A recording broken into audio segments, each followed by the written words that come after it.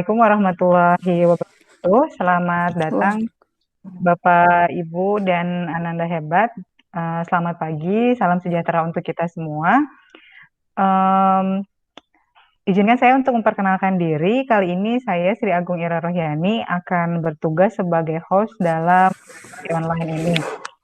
Alhamdulillah kita semua dapat bergabung bertatap muka walaupun secara daring dalam diskusi online yang bertema Sains Bumi. Baiklah, mari kita buka acara ini dengan membaca basmalah bersama-sama. Bismillahirrahmanirrahim. bismillahirrahmanirrahim. Sebelumnya, izinkan saya untuk membacakan tata tertib dalam diskusi online ini.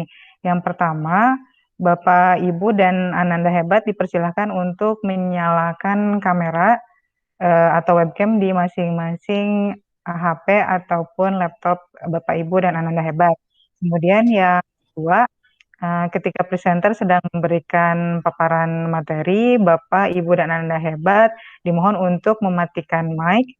Dan yang ketiga, jika ada yang ingin ditanyakan, Bapak, Ibu, dan Ananda hebat dipersilakan untuk menuliskan pertanyaannya di kolom chat, atau jika ingin memberikan pertanyaan secara langsung, dapat mengklik icon raise hand dan menunggu untuk setelah dipersilahkan berbicara oleh moderator pada sesi question and answer. Kemudian selanjutnya, izinkan saya untuk memperkenalkan presenter dan moderator pada diskusi online kali ini. Moderator pada diskusi online kali ini adalah Ibu Ayu Erika Puspasari, dan presenter yang akan menyampaikan materinya adalah Ibu Nia Kurnia Sari Hidayah. Baiklah, selanjutnya saya kembalikan atau saya serahkan kendali acara ini kepada moderator, kepada Ibu Ayu Erika Puspasari. Kami persilahkan. Bismillahirrahmanirrahim. Assalamualaikum warahmatullahi wabarakatuh. Waalaikumsalam warahmatullahi wabarakatuh. Terima kasih kepada Ibu Sri Agung Ira Rohyani yang telah membuka acara live meeting mengenai dengan tema Sayangi Bumi. Sebelumnya, perkenalkan, nama saya Ayu Erika Puspasari. Pada live meeting kali ini, saya bertugas sebagai moderator. Sebelum kita membuka acara live meeting ini, izinkan saya untuk membacakan CV singkat dari pemateri atau presenter. Pemateri kita, nama lengkap dari pemateri kita yaitu Ibu Nia Kurnia Sari Hidayah SS. Beliau mengajar mata pelajaran bahasa Inggris dan bertugas di SMA Negeri 2 Subang. Nah, tidak akan panjang lebar. Untuk selanjutnya, saya persilahkan kepada pemateri Ibu Nia Kurnia Sari Hidayah SS untuk memaparkan materi. Bismillahirrahmanirrahim. Terima kasih Ibu Moderator, Ibu Ayu yang telah memberikan mic ini kepada saya.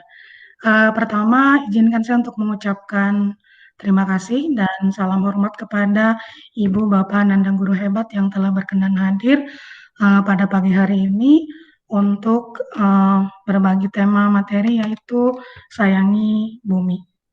Dan Assalamualaikum warahmatullahi wabarakatuh. Salam sejahtera untuk semuanya. Alhamdulillah, marilah kita panjatkan puji dan syukur kehadirat Ilahi Rabbi yang telah memberikan kita kesehatan serta kesempatan untuk bisa berada di ruang meeting yang sama, walaupun tidak berada di dalam ruangan secara fisik. Kemudian tak lupa sholawat serta salam marilah kita haturkan kepada Nabi Allah Muhammad Sallallahu Alaihi Wasallam. Baik, pada kesempatan kali ini saya selaku presenter akan mencoba memaparkan materi dengan tema yaitu Sayangi Bumi. Maaf untuk Ibu Moderator dan host, apakah sudah terlihat di layar slide saya? Sudah, Ibu. Baik. Ya, layar laptopnya sudah ada. Layar laptopnya sudah ada.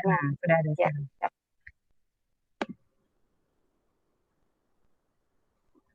Baik.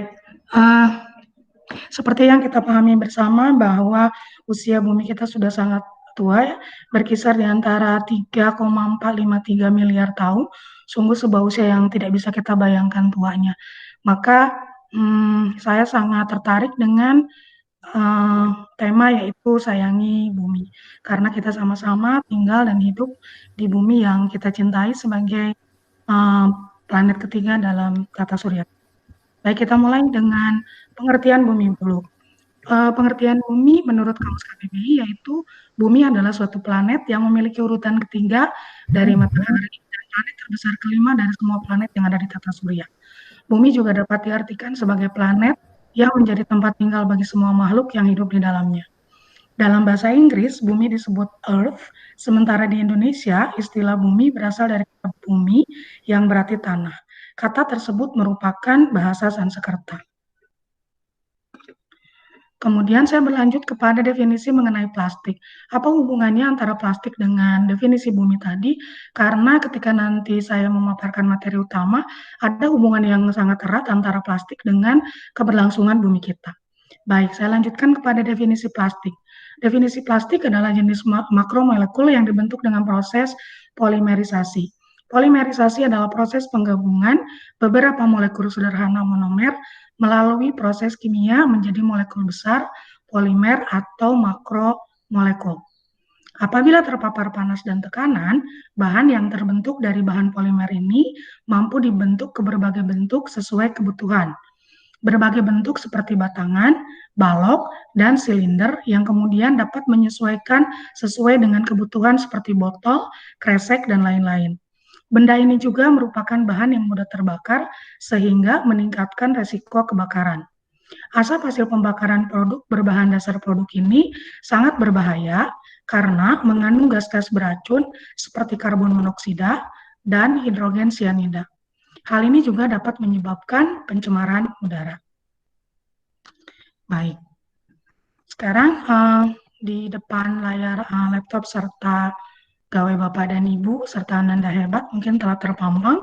Kalau di sebelah kiri saya terpampang yaitu grafik bagaimana produksi plastik secara global atau secara mendunia itu dari tahun ke tahun bukan semakin menurun, tapi justru semakin meningkat. Kita lihat di titik di tahun 2015, produksi plastik secara massal di seluruh dunia sudah mencapai angka melebihi 350 juta ton secara global per tahunnya. Artinya, kalau kita melihat grafik ini, berarti belum ada penurunan, justru semakin meningkat secara signifikan untuk produksi plastik secara global. Kemudian bagaimana dengan negara kita Indonesia mengenai plastik ini? Ternyata negara kita Indonesia menjadi penyumbang kedua terbesar di dunia dengan sampah-sampah plastik tersebut. Ini bisa kita lihat, data ini terakhir diambil itu pada tahun 2016, Indonesia menyumbang sampah plastik sebesar 3,2 juta ton. Sementara sekarang kita sudah menginjak tahun 2021. Bayangkan berapa peningkatan yang bisa terjadi pada saat ini untuk sampah-sampah plastik tersebut. Baik, mari kita berlanjut kepada permasalahan. Apa hubungan antara bumi dengan plastik tersebut? Ternyata salah satu permasalahan yang sulit ditanggulangi yaitu salah satunya adalah pengendalian sampah plastik. Dan itu telah terjadi dalam kurun waktu 30 tahun belakangan ini. Jika penanggulangan dan pengendalian sampah plastik tidak kita sokong bersama-sama, maka kemungkinan besar umat manusia akan mengalami krisis pangan dan juga krisis air. Semoga itu tidak terjadi ya, Bapak dan Ibu Staranda hebat. Baik, sekarang mari kita lihat beberapa dampak penggunaan sampah plastik. Yang pertama, sampah plastik butuh ratusan tahun untuk terurai. Yang kedua, pembakaran sampah menjadi salah satu penyumbang terjadinya polusi udara. Karena seperti yang kita ketahui bersama, karena di nomor 1 itu sudah jelas bahwa ketika sampah plastik terurai sangat lama, maka kebanyakan orang mencari solusi yang mudah, yaitu dengan cara membakar sampah plastik tersebut. Sehingga sadar atau tidak sadar itu menjadi salah satu penyumbang terhadap polusi udara. Kemudian yang ketiga, ekosistem di laut terganggu akibat banyaknya sampah plastik. Itu jelas, karena semakin banyaknya sampah plastik yang ada di bumi ini, otomatis biasanya orang-orang dengan gampang, hal yang paling gampang adalah membuang sampah tersebut ke plastik. Bagaimana mengganggu ekosistem di laut? Sudah jelas, ikan-ikan akan akan terganggu dengan adanya plastik-plastik yang dibuang ke dalam laut, atau bisa saja mereka terperangkap masuk ke dalam plastik-plastik yang kita buang tersebut, atau kemungkinan yang mengerikan adalah mereka bisa memakan sampah-sampah plastik tersebut, ya. Kemudian nanti akan kita makan pada akhirnya sebagai sebuah rantai makanan. Yang keempat adalah penggunaan plastik mengganggu kesehatan manusia. Bisa kita bayangkan jika kita mengkonsumsi ikan yang ternyata di dalamnya ikan tersebut sebelumnya sudah mengkonsumsi plastik. Bayangkanlah apa yang akan terjadi dengan kondisi kesehatan kita. Ikannya sehat, tapi plastiknya tentu saja tidak. Kemudian yang kelima adalah merusak rantai makanan. Itu jelas seperti yang saya sudah sebutkan tadi di atas. Ada kemungkinan ketika ikan-ikan kecil yang seharusnya dimakan oleh ikan-ikan besar sudah terlebih dahulu mati karena mereka sudah teracuni dengan zat-zat yang terkandung di dalam bahan-bahan di dalam plastik tersebut. Sehingga ikan-ikan besar tidak mendapatkan makanan yang seharusnya mereka dapatkan seperti dalam kehidupan sehari-hari ketika plastik-plastik itu tidak memenuhi rumah-rumah mereka di laut. Kemudian yang keenam, membunuh hewan. Seperti yang kita ketahui, banyak kasus ternyata penyu-penyu terjerat oleh sampah-sampah plastik kita. Atau bahkan mereka mati karena sengaja atau tidak sengaja mereka berpikir bahwa sampah plastik itu adalah makanan, karena penyu berpikir bahwa plastik yang mengambang itu adalah ubur-ubur, maka tentu saja itu akan jelas menimbulkan kematian pada hewan tersebut, karena itu bukan makanan, tapi plastik kita. Kemudian yang terakhir adalah mencemari tanah dan air tanah. Jika kita mengubur, karena kita dilematis ya, jika kita mengubur sampah-sampah plastik di dalam tanah, sudah jelas itu akan mencemari tanah, karena langsung atau tidak langsung bahan-bahan tersebut akan mengkontaminasi terhadap tanah. Kemudian bagaimana dengan air tanah? Jelas air tanah juga akan berpengaruh dan menjadi tidak sehat karena adanya bahan-bahan yang terkandung di dalam plastik tersebut. Baik, mari kita lanjutkan ke slide berikutnya. Ini berdasarkan data, ternyata kota-kota di dunia itu menghasilkan sampah plastik hingga 1,3 miliar ton setiap tahunnya. 1,3 miliar ton setiap tahun. World Bank memperkirakan jumlah ini akan bertambah hingga 2,2 miliar ton pada tahun 2025. Berarti tinggal 4 tahun ke depan kemungkinan besar kita akan memiliki sampah plastik sebesar itu, atau kemungkinan besar justru melebihi angka yang diprediksi oleh World Bank tersebut. Sekarang mari kita rata-ratakan. Jika masyarakat Eropa Barat dan Amerika Utara menggunakan sekitar 100 kg plastik setiap tahun, sebagian besar tentu saja dalam bentuk kemasan plastik. Sementara masyarakat Asia menggunakan 20 kg per orang. Dan seperti yang kita tahu, Indonesia masuk ke dalam masyarakat Asia, lebih tepatnya itu Asia Tenggara. Berarti dengan kata lain, kita dikatakan mengkonsumsi, bukan, kalau dalam tanda kutip mengkonsumsi, setiap orang di kita itu mengkonsumsi sekitar 20 kg per orang untuk 1 tahun, gitu ya. Nah, ini permasalahan-permasalahan yang terjadi di Indonesia. Seperti yang sudah disebutkan di slide sebelumnya, bahwa Indonesia itu menjadi penyumbang kedua di dunia untuk sampah plastik setelah negara Cina. Kemudian ternyata selain itu juga sungai-sungai di Indonesia masuk ke dalam 20 besar sungai yang terkontaminasi di dunia. Bayangkan 20 besar dunia kita masuk. Ada 4 sungai yang masuk ke dalam sungai-sungai yang terkontaminasi di dunia, yaitu ada di Sungai Berantas, Jawa Timur, kemudian Solo, kemudian Serayu dan Progo. Itu sekitar Jawa Tengah dan daerah istimewa Yogyakarta.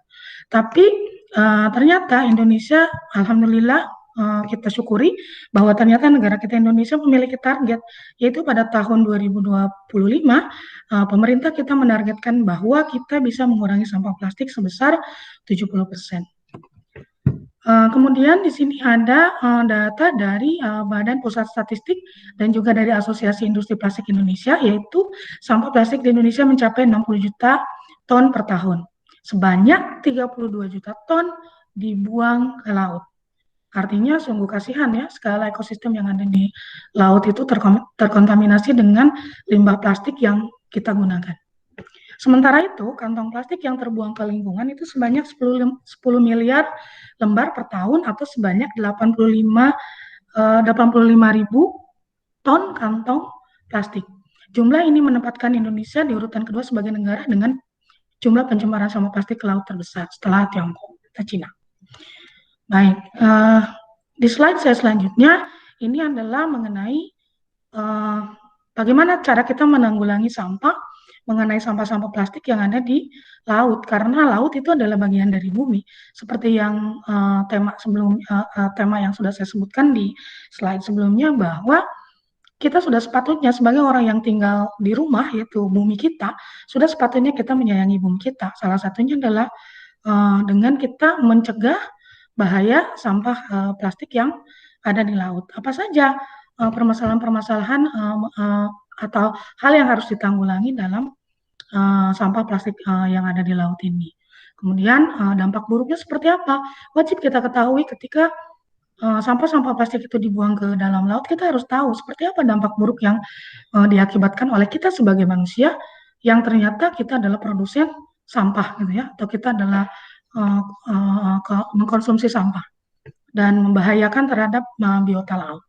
Ini artikel diambil dari Indian Times, kemudian diambil pada tanggal 28 Jun tahun 2020.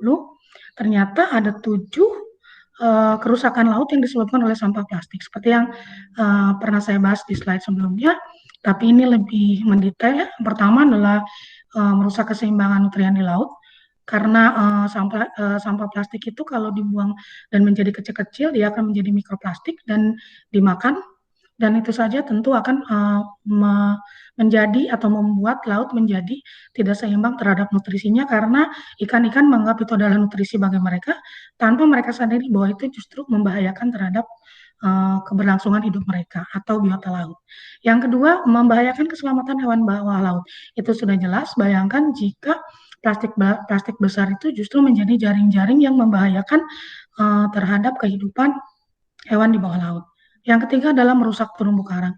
Seharusnya terumbu karang itu menghasilkan plankton-plankton kecil yang bisa dikonsumsi, tapi karena tertutupi oleh sampah-sampah plastik kita, sehingga produksi mereka atau produksi terumbu karang untuk menghasilkan nutrien-nutrien bagi ikan-ikan kecil menjadi terganggu. Kemudian yang keempat, mengurangi populasi fitoplankton. Ini ada hubungannya dengan nomor 3, yaitu dengan terumbu karang ya. Kemudian yang kelima adalah mengancam eksistensi burung laut. Ini sudah jelas karena burung laut akan menganggap segala sesuatu yang mengambang di lautan itu adalah makanan, sehingga mereka mungkin saja tanpa berpikir panjang menelan sampah plastik yang terbuang ke lautan. Dan mereka menjadi mati. Yang keenam adalah berbahaya bagi kesehatan manusia, sudah saya bahas di slide sebelumnya. Kita mengkonsumsi ikan yang ternyata apa yang telah dimakan oleh ikan itu ada bahan-bahan plastik yang berbahaya. Yang ketujuh adalah berdampak buruk bagi perekonomian. Seperti yang kita tahu bahwa negara kita, negara Indonesia itu adalah salah satu destinasi wisatanya adalah dari laut. Kita terkenal dengan Bali. Sudah jelas itu akan berdampak buruk bagi perekonomian, karena tentu saja para wisatawan baik domestik ataupun dari luar negeri akan merasa sangat tidak nyaman dengan banyaknya sampah yang berada di lautan, sehingga itu akan mengurangi kedatangan wisatawan yang datang ke destinasi laut kita. Dan jelas itu dampak buruknya terakhir adalah berujung kepada perekonomian. Kemudian ini di slide selanjutnya adalah ternyata ada 5 negara yang melarang penggunaan kantong plastik. Dan itu sudah menjadi salah satu bukti bahwa 5 negara tersebut mungkin telah mengaplikasikan rasa sayang mereka terhadap bumi dengan jelas-jelas melarang warganya untuk penggunaan kantong plastik. Di sana ada tulisan Indonesia juga harus ikut dong.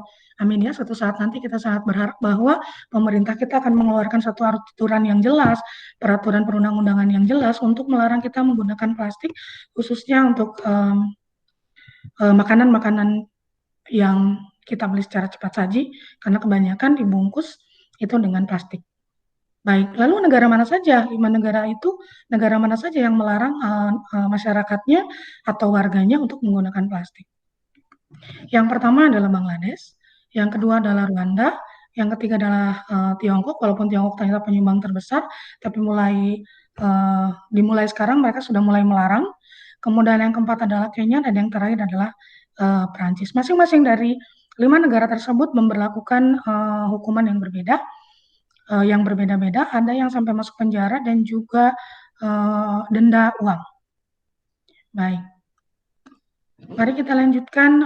Lalu bagaimana, Bu, cara kita untuk bisa mengurangi atau mengurangi sampah?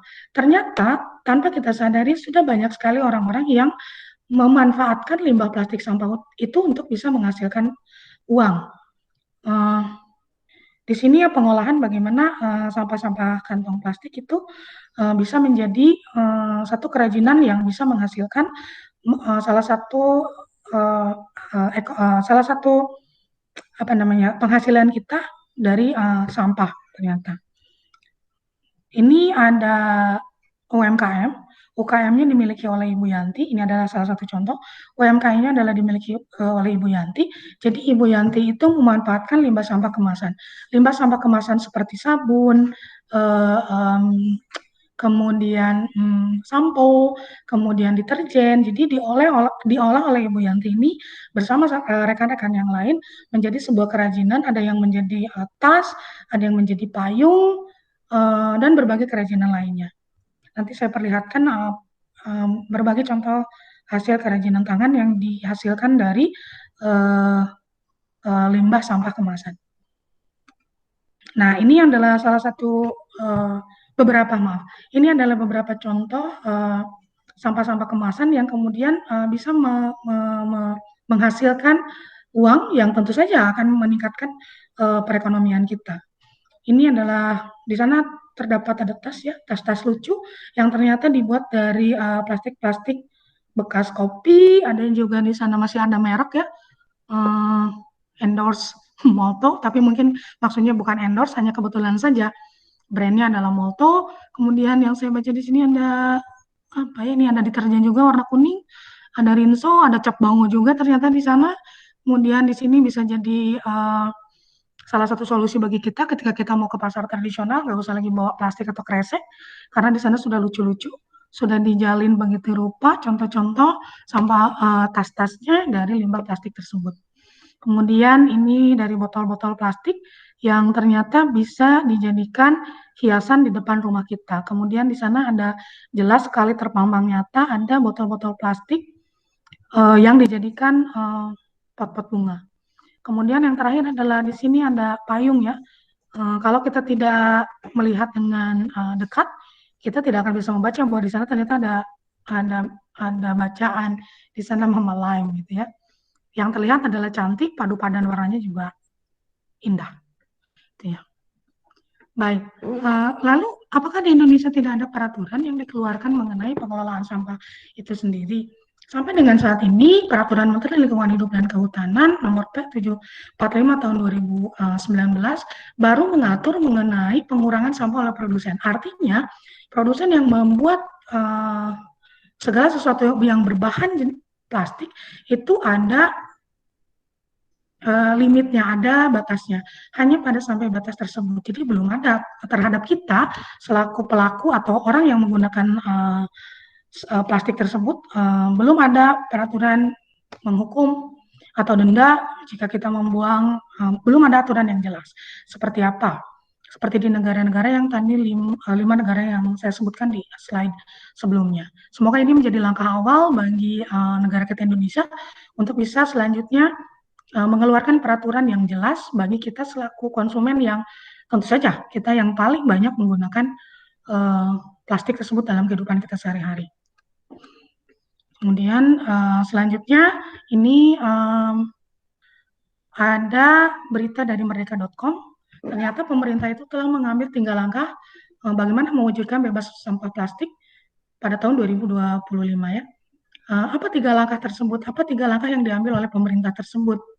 Yang pertama adalah pendekatan minim sampah dengan melakukan pembatasan dan pengurangan sampah plastik. Mungkin tadi terkait dengan aturan sebelumnya, ini mungkin terkait dengan produsen ya. Kemudian yang kedua adalah pendekatan program mendaur ulang kemasan. Mungkin ini mendekati kepada slide yang tadi UKM itu. Mungkin nanti akan ada sosialisasi lebih jauh atau mungkin nanti akan ada bimbingan bimbingan terprogram oleh pemerintah kepada UKM yang memanfaatkan sampah-sampah plastik tersebut sehingga bisa didaur ulang menjadi produk-produk cantik yang bisa meningkatkan perekonomian baik untuk mereka secara individu maupun untuk pemerintah untuk jangka yang lebih besarnya. Kemudian ada pendekatan dengan mendorong pelayanan pendekatan teknologi dari pengolahan sampah itu sendiri. Mungkin di sini maksudnya akan ada mesin-mesin yang dibuat mungkin ya oleh pemerintah sehingga pengolahan sampah itu menjadi lebih efektif dan efisien seperti yang saya lihat di di YouTube seperti di negara Jerman sudah ada seperti mesin ATM, jadi orang-orang bisa menjadi pemulung. Artinya mereka mengumpulkan sampah plastik, kemudian sampah plastiknya mereka tukar dan itu menghasilkan uang. Itu yang saya lihat di video YouTube di Jerman. Semoga Indonesia suatu saat nanti bisa membuat seperti itu, amin. Ya di 2025 mungkin. Lalu apa sih yang bisa kita lakukan sebagai bukti sayang kita terhadap bumi? Minimal ketika kita ingin mengurangi sampah plastik, kita mulai dari diri kita sendiri. Gak usah kita berpikir terlalu besar dulu, tapi kita mulai dari diri kita sendiri. Tentu saja itu sebagai bentuk tanggung jawab kita sebagai bagian dari masyarakat yang peduli akan bumi. Ini tidak endorse ya, Bapak Ibu dan Anda hebat, karena kebetulan yang cantik-cantiknya bermerek dari Tupperware. Jadi saya ambil gambarnya itu dari merek-merek Tupperware gitu ya. Maaf tidak endorse sekali lagi. Ini hanya untuk tayangan untuk lebih eye catching saja. Ini adalah botol-botol yang bisa kita gunakan. Artinya ketika kita membawa botol dan sudah diisi di rumah dengan air sendiri di rumah, kita tidak usah membeli air kemasan yang plastik, sudah lumayan mengurangi. Jika dalam satu hari kita minum, misal kita minum 1 liter, artinya kita sudah sudah mengeliminir si plastik yang 1 liter itu, yang berukuran 1 liter itu dalam satu hari. Atau jika kita minumnya dalam kemasan yang jenisnya ukuran 250 mili, kita minumnya 4 dengan kemasan plastik itu, lumayan sudah 4 plastik yang sudah kita eliminir gitu ya. Di sini ada keterangan bahwa ternyata botol plastik minuman, maaf itu ada salah tulis ya, maafkan, mineral adalah yang terbanyak, itu sekitar 480 miliar botol plastik dijual di seluruh dunia. Artinya jika kita mulai dan kita bisa mengedukasi teman-teman dekat kita untuk yuk kita mulai, atau kita mengajak kita mulai yuk kita beli, gak usah Tupperware juga, silakan Bapak Ibu serta Nanda hebat untuk bisa membeli atau memanfaatkan botol-botol plastik yang lain, tidak usah Tupperware gitu, untuk digunakan dalam kehidupan kita sehari-hari, dimulai dari hari ini semoga atau besok minimalnya. Kemudian kita membawa wadah-wadah sendiri ketika kita membeli jajanan yang sekiranya kita bisa take away, karena seperti yang kita pahami bersama, banyak sekali jajanan yang dibungkus dengan plastik, kemudian double lagi dengan seperti gabus itu udah plastik, kemudian di luarnya terima kasih dengan styrofoam juga. Jadi sudah double. Artinya ketika kita membawa wadah sendiri, sudah banyak sekali untuk masing-masing dari kita sudah mengeliminir 1 plastik dan juga 1 styrofoam. Kemudian di sana ada warna-warni ungu, orange, biru, dan hijau, sendok dan garpu yang bukan sekali pakai. Karena seperti yang kita pahami bersama, ketika kita membeli makanan yang sudah jadi, biasanya itu kita akan dilengkapi dengan yang sendok plastik. Artinya kita bawalah sekarang mah sendok dan plastik. Kalau belum punya sendok plastik yang memang ringan, yang bisa kita online di mana-mana, kita bawa saja dulu sendok plastik yang berjenis stainless steel. Kemudian ini yang terbanyak. Apa yang terbanyak? Itu sedotan. Karena seperti yang kita ketahui bersama, terutama para ananda muda-muda biasanya senang sekali dengan minuman-minuman yang terbarukan gitu ya, boba-boba gitu, kopi-kopi, dan itu sudah jelas kita pasti akan dibekali dengan sedotan plastik. Nah, sekarang mari kita mulai dari diri kita sendiri. Kita bawa sedotan-sedotan stainless steel ini kemana-mana. Aduh, repot banget sih. Enggak repot. Alhamdulillah saya dan beberapa rekan di sini termasuk Ibu Ira dan Ibu Ayu yang menjadi moderator dan host pada sesi ini. Alhamdulillah kita bertiga sudah mulai dengan itu.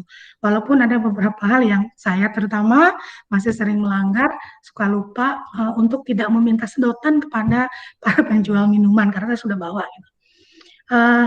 Di sini ada keterangan lebih lanjutnya. Ternyata terdapat 93 juta ton batang sedotan plastik yang digunakan di Indonesia, di negara kita per hari. 93 juta ton itu per hari, bukan per bulan dan bukan per tahun. Bayangkanlah kalau satu orang memberikan edukasi kepada 10 orang, sudah lumayan tuh per hari sudah mengurangi 10 sedotan. Kalau kita jajannya cuma satu minuman, bayangkan kalau satu orang itu jajannya 10 minuman dalam satu hari. Ya. Sementara menurut data Kementerian Lingkungan Hidup, sebesar 70% sampah plastik dapat dan telah didaur ulang oleh para pelaku daur ulang. Artinya, sampah plastik yang bukan sedotan plastik ternyata sudah dimanfaatkan oleh para pendaur ulang, 70%-nya. Tapi kalau batang sedotan plastik itu belum. Ya. Walaupun sebetulnya bisa kita manfaatkan untuk membuat bunga-bunga cantik. Sebetulnya ya, kalau yang rajin. Baik, mari kita lanjutkan dengan slide terakhir, yaitu dimulai dari kita menjadi agen perubahan. Mari kita selamatkan bumi kita, sayangi bumi kita dengan mengurangi penggunaan plastik dalam kehidupan kita sehari-hari. Terima kasih. Saya kembalikan kepada moderator, Ibu Ayu. Ya, terima kasih kepada Ibu Nia Kurniasari Hidayah yang telah menyampaikan materi yang sangat hebat mengenai bahaya sampah plastik dan upaya untuk mengurangi sampah plastik tersebut. Nah, kita akan berlanjut ke sesi selanjutnya, yaitu kita akan buka sesi tanya jawab kepada Bapak atau Ibu yang memiliki pertanyaan mengenai materi yang telah disampaikan. Kami persilahkan untuk menyampaikan pertanyaannya di kolom chat, atau mungkin jika ingin menyampaikan pertanyaannya secara langsung, Bapak Ibu dapat menekan tombol raise hand yang ada pada layar HP atau layar laptop Bapak Ibu sekalian. Mohon maaf pada Ibu Nia, masih diaktif, presentingnya masih aktif.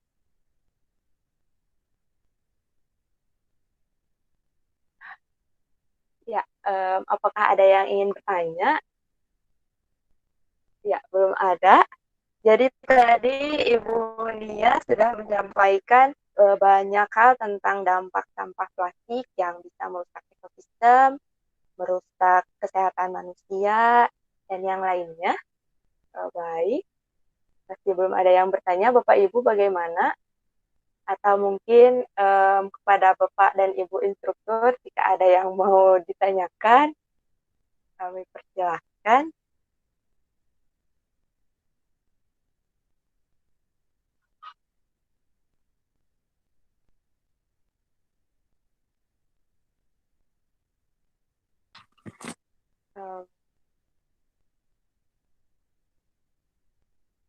Bagaimana Bapak Ibu?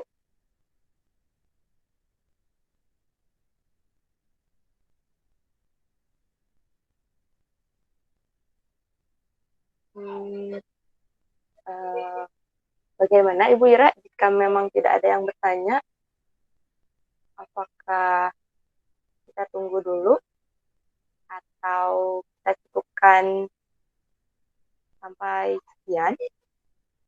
Bu Ayu, itu ada yang bertanya, silahkan. Mohon maaf Ibu Ira, mungkin koneksi di sayanya kurang bagus. Mohon bantuannya untuk membacakan pertanyaan. Kemudian sebelumnya saya ingatkan kepada Bapak dan Ibu peserta, dipersilahkan untuk mengisi link presentasi yang telah di-share oleh Ibu Ira di kolom chat. Kemudian saya minta bantuan kepada Ibu Ira, mungkin karena koneksi di rumah saya kurang bagus, jadi chat pertanyaannya tidak muncul di maaf saya. Bu Ayu, ini ada yang raise hand, ada yang mengajukan. Ya, sudah terlihat. Kepada Ibu Neneng yang telah menekan raise hand untuk bertanya, saya persilahkan. Mangga Ibu. Ibu Neneng. Sudah ada di kolom chat. Disampaikan di kolom chat. Bu Nia, Bu Neneng bertanya mengenai sampah plastik. Kalau dari limbah domestik, sebaiknya langkah apa yang paling efektif untuk menanggulangi limbah dari sampah domestik. Mungkin saya akan langsung serahkan kembali kepada Ibu Nia untuk menjawab. Ya, silakan Ibu. Baik, terima kasih Ibu Ayu dan terutama kepada Ibu Neneng yang telah hadir dan terima kasih juga sudah bertanya. Pertanyaan yang menarik. Boleh sekalian beriklan. Sebetulnya nanti itu akan dibahas secara lebih detail itu pada sesi 2. Jadi kepada Bapak, Ibu, Ananda hebat yang hadir pada sesi 1 ini, diharapkan nanti hadir juga di sesi kedua mengenai bagaimana nanti penanggulangan sampah domestik itu sebaiknya dilakukan. Baik, secara singkat saja barangkali ya, saya akan bahasnya tidak secara detail. Untuk penanggulangan sampah domestik, yang saya pahami adalah akan lebih baik jika kita membuat satu buah kompos mungkin ya. Yang saya pahami adalah ketika saya belajar biologi adalah kita bisa menggali, kita punya ruangan tanahnya kita gali, kita manfaatkan sampah domestik itu untuk menjadi pupuk. Jadi artinya kalau sampah-sampah domestik itu bisa pemanfaatannya digunakan di halaman belakang kita yang kemudian itu akan menjadi pupuk yang alami bagi semua tumbuhan yang ada di sekitar kita. Mungkin jawaban saya cukup sekian, Ibu Neneng. Barangkali nanti ada tambahan dari... Begini, Ibu. Jadi yang ditanyakan Ibu Neneng itu lebih ke penanganan sampah plastik, tapi dari limbah domestik. Mungkin tadi saya kurang jelas begitu mungkin. Jadi yang lebih jelasnya penanggulangannya sampah plastiknya mungkin, Ibu. Oke.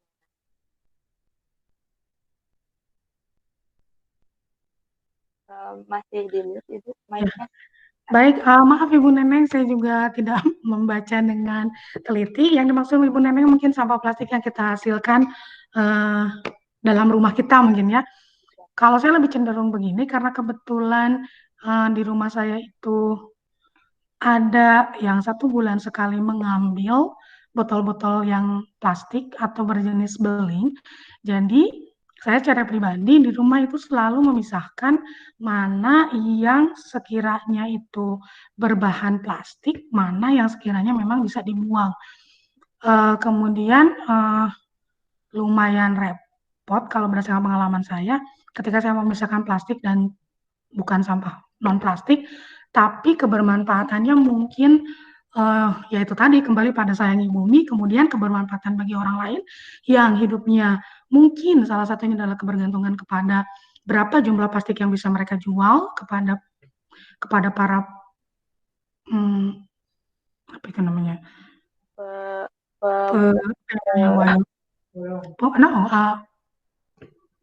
ketua geng pemulung gitu, karena kan pengampul ya, terima kasih Wira, pengampul ya, berapa banyak mereka akan sangat tergantung kepada berapa banyak kiloan yang akan mereka jual kepada para pengampul plastik-plastik tersebut. Dan alhamdulillah sudah berjalan itu sekitar baru 3 tahun terakhir ini gitu. Alhamdulillah kita dapat uang karena para pemulung juga ternyata membeli sampah plastik kita.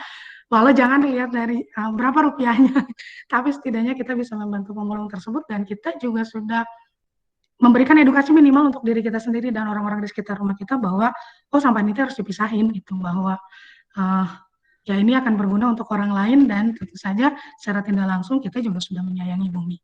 Barangkali demikian Ibu Neneng, atau saya kembalikan kepada Ibu Ayu selaku moderator.